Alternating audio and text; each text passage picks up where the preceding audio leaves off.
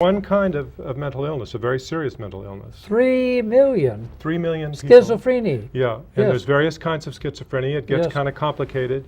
But basically, I think it's important. The one reason, if I do nothing else by being your guest on the show today, I would like to have people in the community begin to be aware of mental illness, to reduce the stigma of mental illness, and really to be able to support people. There's got to be dozens and dozens of families right now who have no clue of what to do because one of their family members has just had an onset, maybe a psychotic break of some kind, and they don't know what to do. And if they were to contact Yamhill County Mental Health, or if they contact NAMI, that's a way you can go. I asked you if it's okay to give a phone number. Yes, please. Our secretary, our longtime secretary, is someone who's pretty well known in the community named Shirley Kimball. Oh, Shirley Kimball's been a good friend of mine. And you know Shirley for decades. And through the Democratic Party Yes. and many things in town. Yes. She is a wonderful advocate for people with mental illnesses and has worked with NAMI for a long time. And you can call Shirley at 472-3823. Shirley, forgive me. Okay, 472 3823. 3823. Yeah, and if Yes. so, if someone out there is dealing with this sudden and confusing and serious problem of mental illness, or you think somebody is suffering from some kind of personality disorder, give us a call because we're there to help and support. The purpose of NAMI is to advocate for people with mental illness, to support one another. This has been a tremendous help for me. I wish this had existed when my brother first had his breakdown in 1970. It's almost 40 years ago. Yes. Nothing like this existed at that time. And NAMI's purposes, I'll go through just a few, to provide educational support and classes for people with mental illnesses and for families to understand what's going on, and also to assist and advise in mental health providers. There's all sorts of agencies that are available, there's organizations that are out there, but how do you resource them? How do you find out what they are? That's where you can give us a call or call Yamhill County Mental Health or Yamhill County Health. In fact, that's really the point, isn't it? Yeah. That there are resources There really are. to help. And there's treatment. I think there's the big confusion, and I'm as ignorant as anybody else here. When my brother first had this personality destruction, I mean, he totally changed suddenly. Mm-hmm. And he had this break, and it turned out to be what they call a psychotic break. So he wasn't dealing with everyday reality, he was dealing with some other reality. It was very frightening. I was 18 years old, he was 19, just about 20 years old, had a complete meltdown of his personality, ended up in county jail for a week. Yes. And these are stories that you hear of. Nothing new to people who've been through this. The unfortunate progression is people have a mental illness onset, they act very bizarre, very strange, very disturbing oftentimes. They end up in jail, they end up in some kind of a compromising or difficult situation. Mentally ill people should not be in jail, they should be in some place to get treatment. And I take it that Yeah. what's so crucial here is that there is treatment Yeah. that can help. Yeah, it really is. And according to the best measurements and statistics available, 70 to 80% of people with schizophrenia have medications that work pretty darn well to assist them, and some do very well with this. When it comes to manic depressive disorder, which is sometimes now called bipolar, Yes. bipolar disorder is also very treatable. I think 80% of people can get to some kind of treatment which is effective. And the same thing with obsessive compulsive disorder. Anybody who watches the detective show Monk, Yes. you know, they call him the defective detective. You ever watch that show? I've heard of it. He's somebody who has obsessions.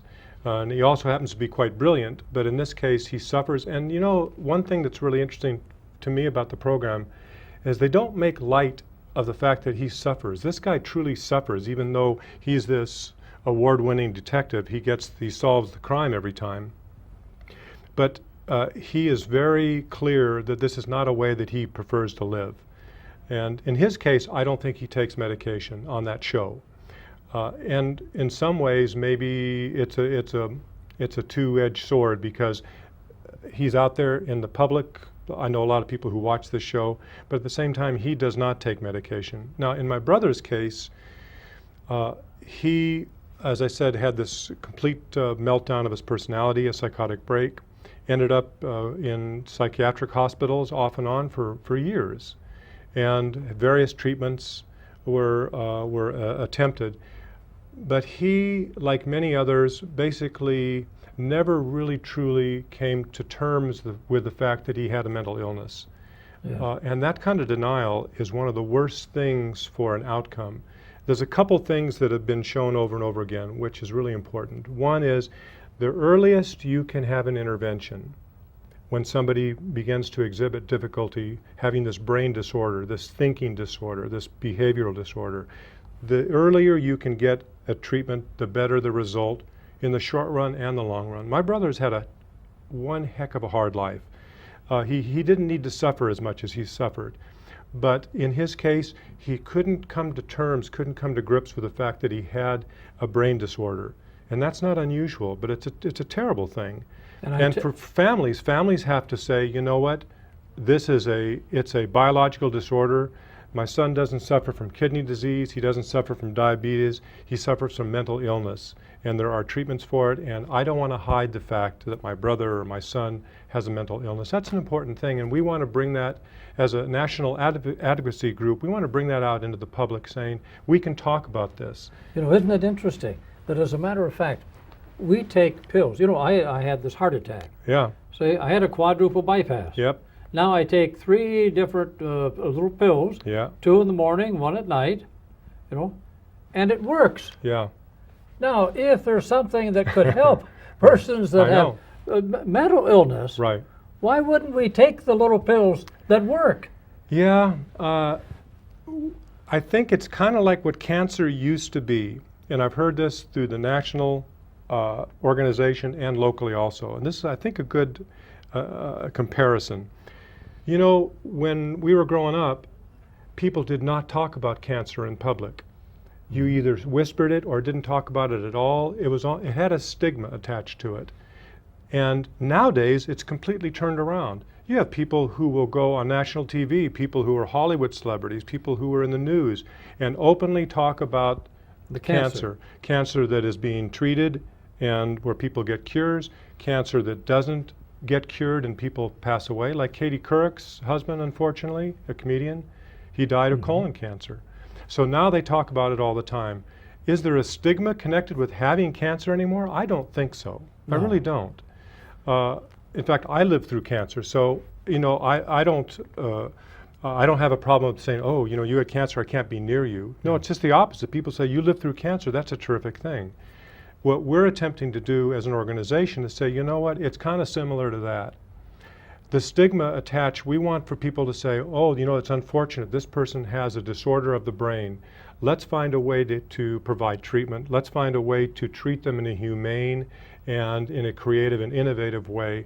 There are many, many possibilities. Let's open it up, but we have to get rid of that stigma because in my family, there was a lot of denial. And the denial makes everything worse because my brother never sought decent treatment for 30 years. Yes. That's a long time. And he suffered and made people around him suffer tremendously. And it didn't need to be that kind of suffering. And it's a sad time when something can be done. That's the if we would just utilize what's Right. there for our own health. That's right.